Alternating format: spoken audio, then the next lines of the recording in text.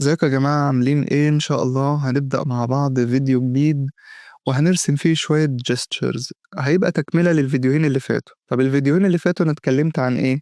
انا اتكلمت عن ازاي ابدأ ارسم جسم الانسان، والبداية بتاعتي زي ما قلت لك انت محتاج 1 2 3 عشان خاطر تبدأ تعرف انت هتبدأ المرحلة بتاعت رسم جسم الإنسان دي ازاي.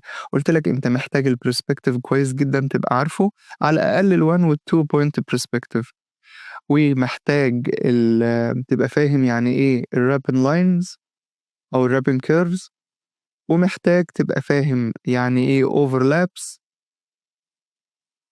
رابن كيرفز. زي ما قلت لك لو عندي اسطوانة بالشكل ده فده الكيرف اللي حواليها، تمام. لو هيلف اعتبر ان انا بلف خيط حوالين الاسطوانة فيبقى بالمنظر ده، او اسطوانة بالشكل ده فيبقى الكيرف الناحية دي، على حسب اتجاه السلندر بتاعت سواء جاية ناحيتي أو جاية راجعة لورا وهكذا. والأوفرلابس زي ما قلت لك، أنا لو أنا مثلا في حاجة ووراها جسم تاني ده الأوفرلاب، فده اللي مكمل، تمام. والبرسبكتيف زي ما قلت لك ال1 وال2 بوينت برسبكتيف. اتكلمنا عن ايه تاني؟ برضو اتكلمنا عن ازاي هنرسم الجستشر وازاي تستخدم اللاينز بتاعتك، سواء ستريت لاين خط مستقيم او كيرف سي كيرف او الاس كيرف. طب تعالى نطبق الحاجات ديت ايه دلوقتي في الجستشر بتاعنا. قلت لك اول حاجة بنعملها بنبدأ نرسم دايرة، والدايرة ديت هي اللي بتمثل لي الايه الرأس. عايز ترسم دايرة ارسم، عايز ترسم اوفل ارسم، شوف انت عايز ايه وارسمه. عايز ترسم وش كامل براحتك، ده الجستشر وانت حر فيه، ده البداية. بس احنا بنتكلم هنا ان ما يبقاش فيه اي تفاصيل. طيب البداية كده انا قلت لك هبدأ بالراس، تمام، وبعد كده اقف. انا لازم دلوقتي اعمل عملية ايه؟ observation واناليسيس. يعني ايه؟ يعني لازم اشوف الاول، اعمل عملية ملاحظة وابدأ اعمل عملية تحليل. طيب الملاحظة والتحليل دول انت عايز تلاحظ ايه وعايز تحلله لايه؟ يعني عايز توصل لايه؟ والله اول حاجة انا قلت لك الجسم اللي قدامي ده، الشخص اللي قدامي البرسبكتيف بتاعه، يعني هل انا شايفه على مستوى نظري الاي ليفل، ولا انا بص عليه من تحت، ولا انا بص عليه من فوق؟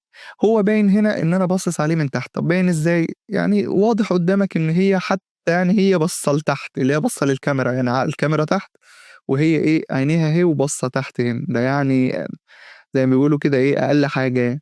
انما حرفيا انت شايف كل حاجه، الريب كيج، القفص الصدري بتاعك، انت شايف الدوران بتاعه بالشكل ده اللي هو الجزء ده، تمام. وده لو هيعرفك ان السلندر بالشكل ده، يعني انا بص عليه من فوق، وشها هي بصة اصلا لفوق، فانت شايف الدقن من تحت.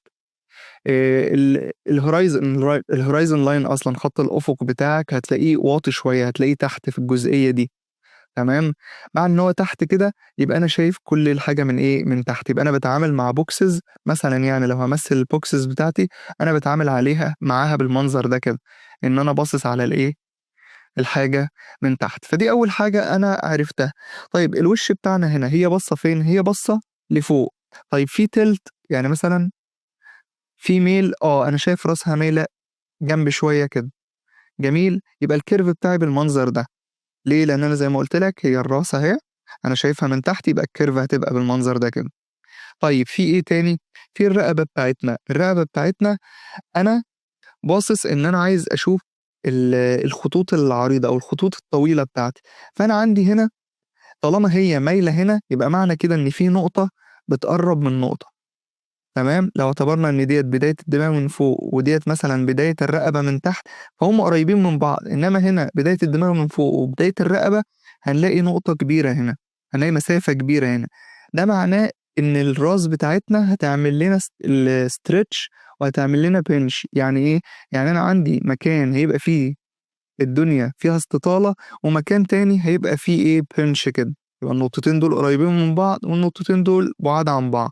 فهنا في البنش بتاعتي كأن سهم داخل كده وسهم داخل كده كلهم رايحين لنقطة، وهنا الأسهم بتبعد عن بعض كأنهم بيتشدوا لبره كده. أنا عندي فين الاسترتش؟ طالما الراس جاية الناحية دي يبقى النقطة دي زي ما قلت لك قريبة من دي، يبقى هنا هيبقى البنش وهنا هيبقى الاسترتش. فهعمل ايه؟ همثل الرقبة بتاعتي بالمنظر ده. وقلت لك قبل كده تمثيل الرقبة بالمنظر ده، ده مش معناه ان هو الخط ده، هي الفكرة إن أنت بتعمل بس تمثيل إن ده يا جماعة في stretch في المنطقة دي. طيب في إيه تاني؟ في الكتف بتاعي. طيب أنا عامله بعيد عن المسافة دي ليه؟ لإن أنا عارف إن still لسه هارسم الوش بتاعي بالمنظر ده، والرقبة بتاعتي بالمنظر ده، فأنا محتاج إن أنا الكتف بتاعي على الأقل يبقى بعيد شوية. وفي نفس الوقت برضه أنت مش شرط يعني إيه، يعني على حسب برضه مش شرط عايز تبعده أوي، تبعده وتخلّيه قريب شوية، أنت وكيفك يعني. فعشان لو هترسم الوش بالمنظر ده، خلاص اعمل حساب إن في مسافة رقبة وهتعمل الزاوية بتاعة الكتف. طيب أنا هاعمل دلوقتي الزاوية بتاعة الكتف وأنا لقيتها بالمنظر ده كده، دي زاوية الكتف بتاعتي. طب جميل، لإن أنا شايف أهو زاوية أهي وزاوية أهي. طيب في إيه تاني؟ والله أنا عايز أرسم الline of action اللي هو الجزء ده، اللي جاي من عند الترقوة ونازل لتحت هنا، فأنا شايف خط إيه، مايل كده، وأنت برضه اعمل له exaggeration يعني إيه، يعني مثلًا هنا الخط بتاعي والله ماشي كده وبعد كده جاي داخل هو هنا شوية وبعدين عمّال يلف زي S curve، أنت يا عم اعمل exaggeration خلّيه بالمنظر ده، تمام، يعني إيه أفور فيه شوية. طيب في إيه تاني؟ أنا عايز أرسم دلوقتي القفص الصدري بتاعي أو التمثيل بتاعي للقفص الصدري، يبقى أنا لازم أعرف هل في stretch وهل في pinch. تعالَ نبُص، طب فين الstretch، هل هنا والّا هنا؟ أنا عندي الزاوية بتاعة الكتف أهي، في واحدة هنا وواحدة هنا، ولو جيت بصيت تحت هتلاقي بالمنظر ده، ليه؟ النقطة هنا أعلى من النقطة دي، لإن حتى الرجل دي هي اللي ثابتة، ولو في رجل ثابتة ورجل تانية مرخية كده أو مفرودة كده في حالة ارتخاء يعني، فالرجل الثابتة دايمًا هتلاقي النقطة بتاعتها اللي هي النقطة بتاعة الhips، النقطة بتاعة الحوض هنا والpelvis هنا، هتلاقي النقطة ديّة أعلى. طيب طالما أنا عندي الاتنين دول قريبين من بعض والاتنين دول بعاد عن بعض، يبقى على طول ده الstretch وده اللي هيبقى فيه الإيه، البنش، لإنّك بتقرّب حاجتين من بعض خلاص هتبتدي هيبقى في تانية كده. طيب جميل، خلاص عرفت إن في هنا بنش، هنا مش واضحة أوي لإن هي راجعة بالقفص الصدري بتاعها لورا خالص، فكإنّهم الاتنين معمول لهم stretch، لأ بس هو في pinch في الجزئية دي وفي stretch في الجزئية دي. طب خلاص تعالَ نرسم الstretch هنا وتعالَ نرسم إيه الpinch هنا. طب هنيجي نُقف، أنا دلوقتي عايز أرسم الجزء التالت ده الpelvis، هل الخط ده هو اللي مكمّل ويبقى بالمنظر ده كده؟ واعمل برضه راعي إن عندك النقطة دي هي اللي عالية، يعني النقطة دي عالية شوية، فهتبقى النقطة دي هنا وبرضه ترسم لي الميل ده. مين اللي مكمّل القفص الصدري والّا الpelvis؟ يعني هل الخطوط ديّة هتبقى هي اللي مكمّلة كده والّا الخط ده بتاع الpelvis هو اللي مكمّل؟ طب نعرفها منين؟ هنعرفها ببساطة شديدة من زي ما قُلت لك من الoverlap. لو عندنا كورة كده وعندنا كورة تانية كده، تفتكر مين قدّام ومين ورا؟ طبعًا اللي باين كُلّه هو اللي قدّام، إنّما اللي فيه جزء متاخد منّه هو ده اللي ورا، يبقى معنى كده إن الجزء اللي قدّام ده هو اللي مكمّل. يبقى لو مسحت كده واعتبرت إن ده قفص صدري واللي تحته هنا الpelvis بتاعي أو الحوض بتاعي، يبقى أنا هاعمله بالمنظر ده لو القفص الصدري طالع لقدّام والباشا اللي هو الpelvis راجع لورا. طب لو العكس، لو أنا عندي بالمنظر ده كده، عندي اللي تحت هنا هو اللي قدّام واللي فوق هنا هو اللي وراه، جميل، يبقى لو مسحت دي كده خلاص أنا عرفت إن اللي قدّام ده هو اللي مكمّل، اعتبر إن ده الحوض واعتبر إن ده القفص الصدري. طيب لو جيت بصّيت هنا منطقي الrib cage راجع لورا خالص، تمام، هي رامياه لورا وطالعة بالحوض اللي قدّام، يبقى إحنا في الجزء التاني ده، يبقى هاعملها بالمنظر ده، هاخلّي إن الحوض بتاعي هو اللي إيه، هو اللي مكمّل. طب القفص الصدري زي ما قُلت لك هو راجع لورا، فهيبقى بالمنظر ده، فيبقى الwrap lines بتاعته هتبقى بالشكل ده. والrib cage أو الpelvis بتاعي ابدأ كمّله، أكمّله إزاي؟ أنت عندك دلوقتي المسافة اللي حضرتك شايفها ديّة، أنا قُلت لك دَوّر على الخطوط الطويلة بتاعتك، يعني الخط الطويل بتاعك، خلاص كمّل لي شكل الرجل، أنت عندك ما شاء الله خط طويل جاي من فوق أهو، من عند هنا كمّله لي كده، وابدأ ارسم إن ده مكان الإيه، الرجل بتاعتنا، ده مكان الرجل بتاعتنا على هيئة إيه، S curve، تمام؟ طيب ده الS curve بتاعنا، الرجل التانية برضه هتلاقيها بالمنظر ده كده، سواء بقى قريّبة أو بعيدة أنت اللي تضبّط الدنيا. عندك الركبة هنا أهي، مش شرط ترسمها وادي الإيه، الرجل بتاعتنا التانية.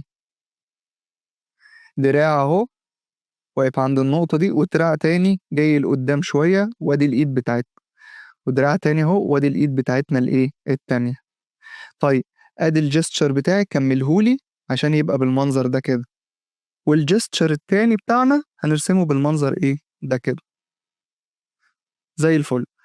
طيب البلفس بتاعي هنرسم له الدوران بتاعه هيبقى بالمنظر ده. ليه؟ لأن أنا زي ما قلت لك البلفس بتاعي هيبقى بالشكل ده كده، فالدوران بتاعه كده. حتى هنا اللبس اللي هي لابساه مساعدك، يعني ايه شايف الدوران ده؟ هي بتقول لك اهو ان الدوران بتاعي ان الريب كيدج بتاعتي على هيئة الاسطوانة دي، فخلي بالك انا اللبس ملبوس بالشكل ده بيلف حوالين الريب كيدج كده، وهنا الشورت بيبقى ايه ماشي بالمنظر ده كده، فايه نفس الدوران. طيب هنا الاوفرلاب هيبقى عامل ازاي؟ قصدي الرابن لاين هتبقى عامل ازاي؟ هتبقى بالمنظر ده كده. ليه؟ لان هي عبارة عن اسطوانة كده.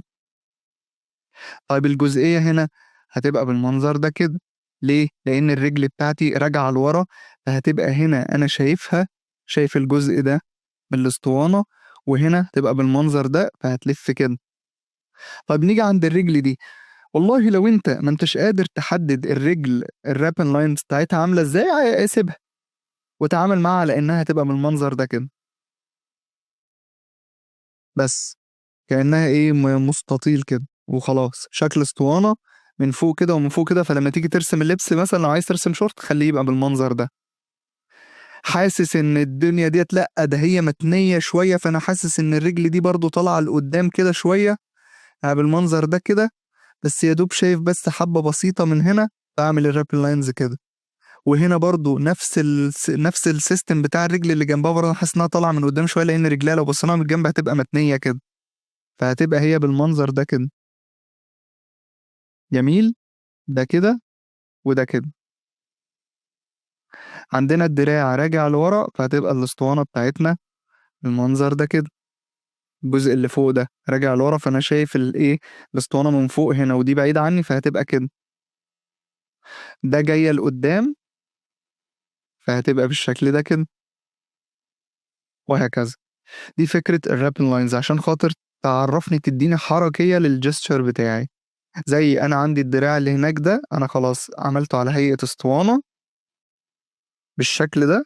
طيب انا عايز البسها مثلا تي شيرت ولا حاجه نص كم، فلما اجي هلبسها التيشيرت هيبقى عامل بالمنظر ده كده يا جماعه.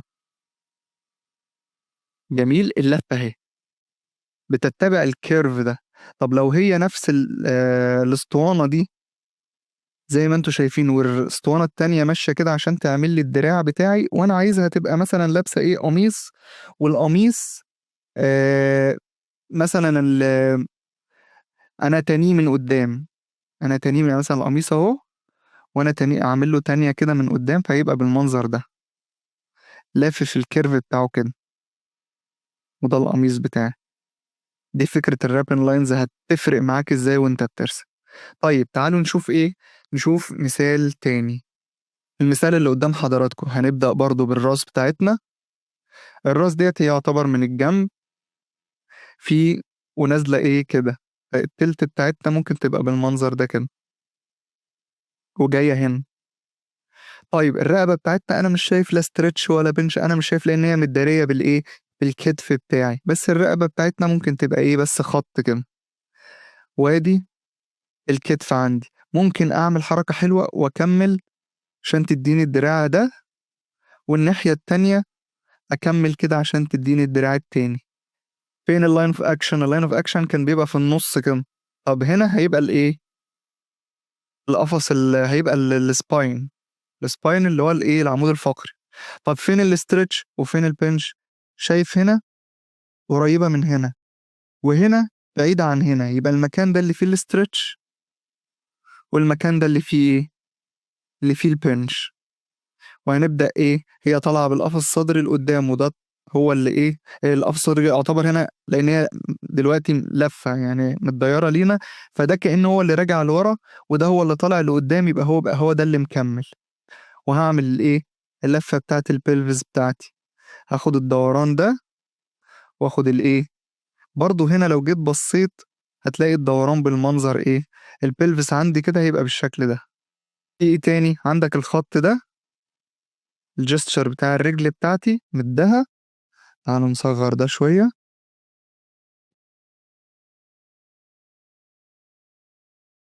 وهتبقى قريّبة من هنا كده، ودي الإيه، الرجل بتاعتي، شكلها كده. خُد الخط من هنا، هتلاقي الرجل التانية إيه، شكلها هنا.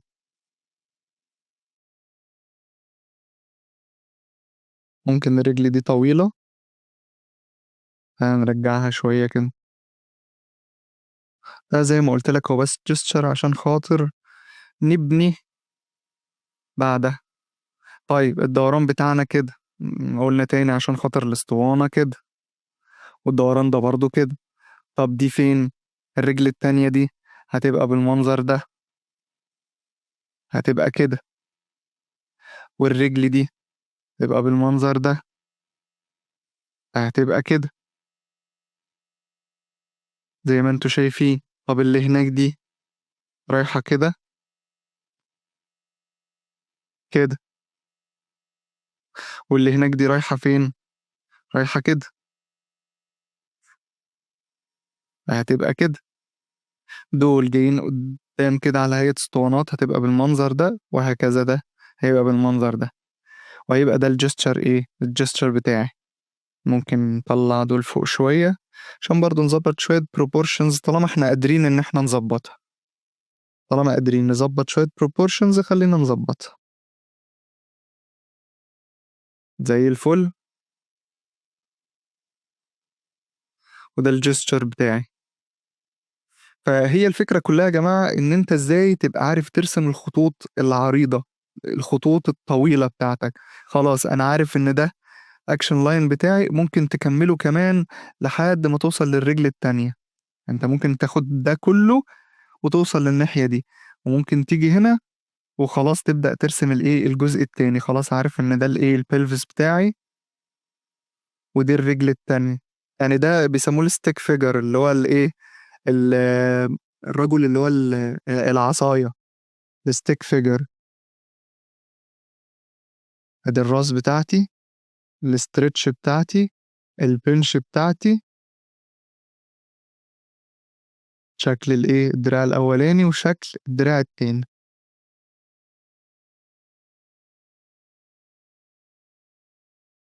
زي الفل. ممكن نتني دي كمان كده عشان نعمل exaggeration ويبقى إيه، بالمنظر ده. في الفيديوهات الجاية أنا كده هاعرّفك الدنيا هتمشي إزاي لو أنا عايز أبدأ بقى إيه، أضيف شوية حاجات. أبدأ بقى إيه، أخلّي الgesture بتاعي advanced شوية، إن أنا إزاي أضيف الrib cage، إزاي أضيف شكل الpelvis أصلًا، وهكذا. فهنلاقي الدنيا هتضبط أكتر في الإيه، في المرّة الجاية. أو ممكن على طول أدخل في الconstruction. طالما أنا هابدأ أضيف الحاجات دي فهنخلّينا ندخل في الconstruction على طول، اللي هو إزاي نضيف الbasic shapes. هل حاجة مثلًا مربعة أسيبها مربعة، أو حاجة على هيئة مثلًا نُص كرة زي الpelvis هاحطها إزاي، أحوّل إزاي دول لcylinders عشان أعمل الmannequin. تمام. حاجات كده هنضبّطها المرّة الجاية، عشان بعد كده الconstruction هتبدأ المرحلة بقى إن إحنا نضيف العضل والقصص دي. مش هاتعمّق أوي في الanatomy بس هاوصّلك للمرحلة دي. طيب واحد هييجي يقول لي: "هو أنا ما ينفعش مثلًا من مرحلة أدخل لمرحلة، ما ينفعش الgesture ده أزوّد عليه شوية حاجات تساعدني؟" والله براحتك. هي الفكرة إن أنا باتعامل معاك وباتعامل معانا كلّنا كإننا إحنا لسه beginners، إحنا لسه مبتدئين. فأنت لو تعرف تبدأ لي بالشكل ده، خط الكتف، شكل ده، الخط ده، شكل عصاية، كُلّه عصيان كده، أنا ما عنديش أدنى مشكلة. المهم إن أنت تعرّفني الشكل ماشي إزاي. يعني لو ده بالنسبة لي يكفيني، أنا بس عرفت شكل الحركة. فبعدها لمّا آجي أضيف حاجة زي كده، لمّا آجي أضيفها بالمنظر ده، أنا باعرّفك بس إن دي ورا دي، لمّا آجي أضيفها وأبدأ أرسم العضل بتاعي، وأبدأ أرسم العضل، يبقى أنا بارسمه على الأسطوانة. يعني إيه؟ يعني أنا دلوقتي رُحت خلّيت ده إسطوانة كده، وخلّيت دي إسطوانة كمان بالمنظر ده.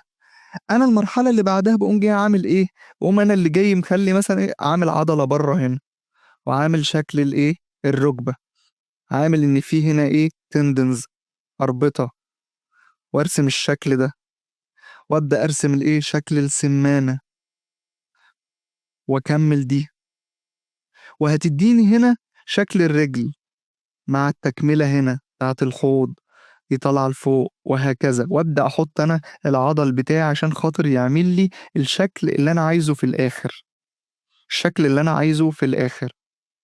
ده اللي بيساعدني، دي المرحلة الجاية، مش الجاية دي يعني، بس يعني إيه قرّبنا إن شاء الله، ودي شكل الرِجل بتاعتي، ودي هنا كمان شكل الرِجل بتاعتي.